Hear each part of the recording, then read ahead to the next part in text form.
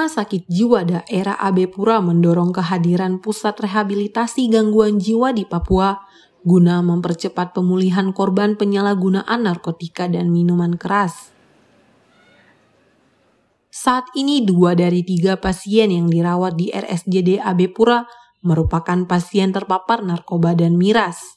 Hari ini sudah harus ada satu pusat rehabilitasi, sehingga anak-anak yang dengan tadi kecanduan, mungkin kecanduan miras, kecanduan ganja, kemudian kita rawat sudah sembuh, dia perlu direhabilitasi psikososialnya.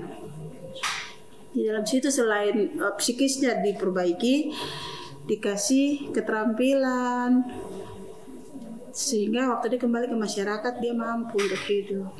Seperti itu. Jadi hal ini kan sudah di Indonesia, di tempat lain itu sudah ada pusat rehabilitasi. Papua belum punya pusat rehabilitasi ya.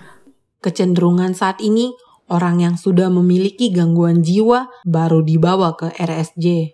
Pusat rehabilitasi diharapkan hadir untuk menangani orang dengan masalah kejiwaan atau ODMK yang membutuhkan penanganan khusus, sehingga tidak menjadi ODGJ. Dari 3 tahun lalu sudah kita berjuang, cuma belum ada realisasi. Walaupun master plan sudah ada, kita masih terkendala dengan pembiayaan untuk pengadaan tanah. Dalam 5 tahun terakhir terjadi peningkatan jumlah pasien yang signifikan hingga membuat RSJD AB Pura cukup kewalahan karena jumlah dokter yang terbatas. Saat ini perbandingan rasio dokter jiwa dan pasien di Papua adalah 1:10.000. Setiap hari ada pasien baru masuk, ya. 3-5 pasien baru rawat inap, muda, ya. Itu baru UGD, yang rawat jalan, yang OMDJ itu juga bertambah. Jadi hari ini kunjungan di rumah sakit jiwa setiap harinya menjadi, dulunya cuma 30, 25. Hari ini 3 tahun ke depan ini atau sekarang berjalan ini, satu harinya kita bisa menerima pasien 60-70 per hari. Bayangkan, kita melayani Papua Barat. Kurangnya peluang bagi ODMK mendapatkan pelayanan kesehatan mental di pusat rehabilitasi menyebabkan banyak pasien yang akhirnya tidak tertolong. Jadi masalah mental itu bukan hanya berhulu pada ODGJ saja, tapi ada ODGJ tadi, ya. Rumah tangga yang broken, lingkungan sekolah yang bermasalah. Akhir-akhir ini terjadi banyak kan, kasus bunuh diri, anak dengan ketergantungan narkotika itu banyak meningkat, ya. Karena apa? Karena dimulai dari keluarga. Jadi masalah kesehatan mental itu bukan benar-benar orang gangguan mental, tidak. Dia lebih luas lagi. Dia melihat keluarga, masyarakat, dan social support. Social support seperti apa? Pemerintah, aktivis tiada, itu tidak supportnya.